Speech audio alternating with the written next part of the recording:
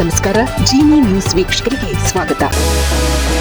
ಬೆಳಗಾವಿಯ ಚೋರ್ಲಾ ಘಾಟ್ನಲ್ಲಿ ನಡೆದಿದೆ ಎನ್ನಲಾದ 400 ಕೋಟಿ ರೂಪಾಯಿ ದರೋಡೆ ಪ್ರಕರಣದ ತನಿಖೆ ಮಹತ್ವದ ಹಂತ ತಲುಪಿದೆ. 2025ರ ಅಕ್ಟೋಬರ್ 16ರಂದು ಗೋವಾದಿಂದ ಕರ್ನಾಟಕ ಮಾರ್ಗವಾಗಿ ಸಾಗುತ್ತಿದ್ದ 2 ಕಂಟೈನರ್ಗಳನ್ನು ಚೋರ್ಲಾ ಘಾಟ್ ಬಳಿ ಹೈಜಾಕ್ ಮಾಡಲಾಗಿತ್ತು. ನಾಸಿಕ್ ಮೂಲದ ಉದ್ಯಮಿ ಸಂದೀಪ್ ಪಾಟೀಲ್ ಅವರನ್ನು ಕೆಲವರು ಅಪಹರಿಸಿ 400 ಕೋಟಿ ಹಣವನ್ನು ನೀನೇ ಲೂಟಿ ಮಾಡಿದ್ದೀಯಾ ಎಂದು ಚಿತ್ರಹಿಂಸೆ ನೀಡಿದ್ದರು. ಅವರಿಂದ ತಪ್ಪಿಸಿಕೊಂಡು ಬಂದ ಪಾಟೀಲ್ ದೂರನ್ನು ನೀಡಿದ್ದರು.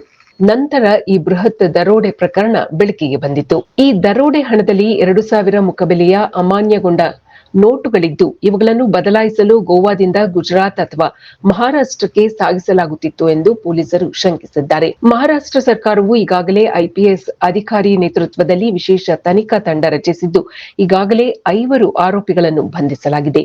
ರಾಜ್ಯದ ಗೃಹ ಸಚಿವರಾದ ಜಿ. ಪರಮೇಶ್ವರ್ ಅವರು ಈ ಕುರಿತು ಮಾತನಾಡುತ್ತಾ, ಈ ಪ್ರಕರಣದ ಬಗ್ಗೆ ನಮಗೆ ಇನ್ನೂ ಪೂರ್ಣ ಪ್ರಮಾಣದ ಮಾಹಿತಿ ಲಭ್ಯವಾಗಿಲ್ಲ ಎಂದು ತಿಳಿಸಿದ್ದಾರೆ. ದೂರಿನಲ್ಲಿರುವ ಮಾಹಿತಿಗೂ ಮತ್ತು ವಾಸ್ತವ್ಯಕ್ಕೂ ಕೆಲವು ಗೊಂದಲಗಳಿವೆ. ಮಹಾರಾಷ್ಟ್ರ ಪೊಲೀಸರು ತನಿಖೆ ನಡೆಸುತ್ತಿದ್ದಾರೆ. ಅವರು ಕೇಳುವ ಎಲ್ಲಾ ಸಹಕಾರವನ್ನು ಕರ್ನಾಟಕ ಪೊಲೀಸರು ನೀಡಲಿದ್ದಾರೆ ಎಂದು ಪರಮೇಶ್ವರ್ ಹೇಳಿದರು. ಈ ಘಟನೆ ನಮ್ಮ ರಾಜ್ಯದ ವ್ಯಾಪ್ತಿಯಲ್ಲಿ ನಡೆದಿದೆಯೇ ಇಲ್ಲವೇ ಎಂಬ ಬಗ್ಗೆ ನಮಗಿನ್ನೂ ಸ್ಪಷ್ಟತೆ ಬೇಕಿದೆ ಎಂದು ಗೃಹ ಸಚಿವರು ಹೇಳಿದ್ದಾರೆ. ಇದು ಈ ದಿನದ ನಿರಂತರ ಸುದ್ದಿಗಳಿಗಾಗಿ ವೀಕ್ಷಿಸುತ್ತಿರಿ ಜಿನಿ ನ್ಯೂಸ್. ನಮಸ್ಕಾರ.